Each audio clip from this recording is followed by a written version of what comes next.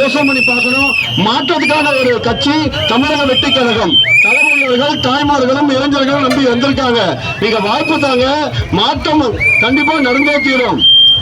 நிறைய பேர் சொல்றாங்க அந்த கட்சியில இவ்வளவு காசு தராங்க, இந்த கட்சியில இவ்வளவு காசு தராங்க.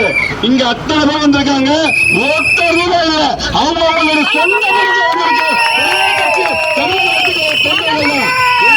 மற்ற கட்சியெல்லாம் பாத்தீங்கன்னா 500 1000 கொடுத்ததே கூட்டத்தை காட்டுவாங்க. நாங்க கூட்டம் காட்ட வேண்டிய அவசியமே கிடையாது. நமக்கு ஒரே ஒரு பலம் தளபதி அவர்கள் மட்டுமே போதும்.